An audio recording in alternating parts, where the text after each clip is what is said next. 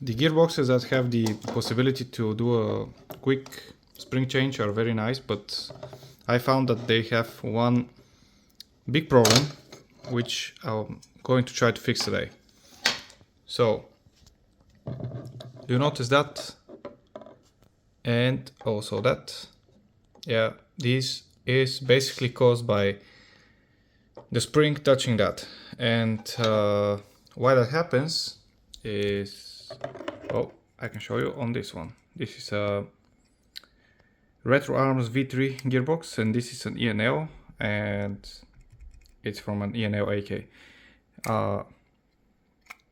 As you can see, I'm moving the spring up and down, and you can see it, but let me quickly remove the bolt. Okay, now I can see it better. You see that, how it moves basically? That wouldn't happen on a regular gearbox because the spring guide has longer ears and they stick out of the gearbox and basically keep it in place. But here there's nothing that keeps it, and as you can see, it's wobbling. And when you put a spring as high as M150 or in my case M210, this is a big problem because those springs are very stiff and they do cause damage. And what I believe happened in my case was that the shavings from the spring, on this spring actually, went into the O-ring of the piston head and they were causing a loss of compression. So what happened is I shot once, twice, third time, and every time the FPS, the meters per second were dropping, right? And yeah, I think that's one of the reasons. And generally, I don't like it, how unstable it is. So I'm gonna try to fix that today. And the first solution is very simple. It's this washer and this bolt. Here it is, very, very easy solution. Just do that and the washer will stop the spring guide from wobbling. And as you can see, it's much more stable, it doesn't want to move. The problem here with that one is that when you try to insert it into the receiver, you have some difficulties because now you're a little bit overextended and basically your gearbox cannot fit. And for that, what you need to do is you need to cut or drill something here so that you can allow for some space here so your gearbox can fit. Yeah, I think that's not a bad approach, but I have this gearbox that I decided I want to make as good as possible, so I'm gonna attempt to modify the gearbox itself to fix it. And to do that, basically what I'm going to do, as the gearbox it is right now currently, with this washer to keep the spring guide in place, I'm going to drill a hole right about here somewhere, around 3 millimeters, and it's gonna go through the spring guide. This spring guide is a little bit thicker, it's not like the others that's like 1 millimeter. This one's a bit thicker, so it will work for this one. I'm not sure if it's gonna work for your gearbox. For this one, with that specific spring guide that it has, it won't work because it's very, very thin, but this one will. So I'm gonna drill a hole here. I'm gonna create a thread, and yeah, I'm just gonna bolt it right up. And then whenever it tries to, the spring tries to flex, it will stop it because yeah, there's a bolt and it keeps the spring guide in place.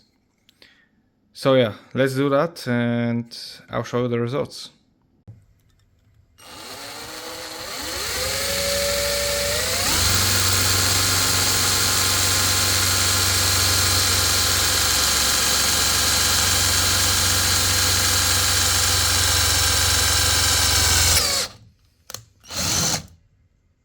Here's what the hole looks like on the spring guide. As you can see, I'm currently making a thread. Oops. Yeah, I'll try to thread it actually. I don't know if it's gonna work because this has to be pretty precise and I didn't take such good measurements, but yeah, in case that works it will be perfect because then I would just bolt this right into the gearbox, but if not, I would just drill another hole and I'll just run one piece through the whole gearbox and secure it that way. And here is how it looks. So here's the bolt, goes through both parts of the spring guide and it's threaded, and luckily for me the threads match, so I'm able to put it from top to bottom without having to, drill and, glue together stuff. I think it turned out quite good. I think this position shouldn't be a problem for the assembly into the receiver. And yeah, there's no more wobble, as you can see. So yeah, the only thing is that currently it looks a little bit upwards like that, but honestly I don't think that's gonna be a problem because yeah, there's nothing to hit on top. The problem was here on the bottom, but yeah, I'll test that, and if it doesn't work then I'll have to think of something else, but assuming you do your measurements correctly, you should be all good.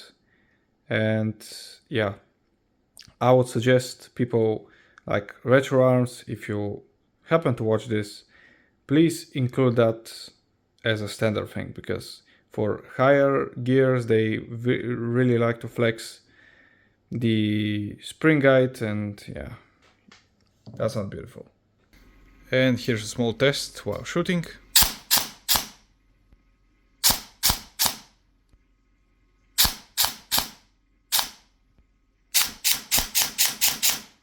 So to conclude, we fixed it, it works, and now let me show you something. Here we have it. It's the first variant that I showed you, but it doesn't stick out. It's CNC'd, so yeah, it's very thin. So this is in the Retro Arms website, and you can order that for $11. So in case you don't want to mess with things like me, just go ahead and order that. It will do exactly the same job, maybe even better. But if you want to save the money and the time to arrive, then you still have to do it. Thank you for watching. Hopefully it was helpful. Just a quick update. A few days later I went ahead and ordered it. So here is next to my custom solution. So it's pretty thin and you might be able to fit it in most weapons here on the back. I'll fit it in a second just to show you how it sits. And here's how it fits on an E&L receiver. As you can see, the fitment is very tight, but at the same time it still manages to fit just in place. You can add the gear selector, no worries, and so on. So yeah, thanks again, bye.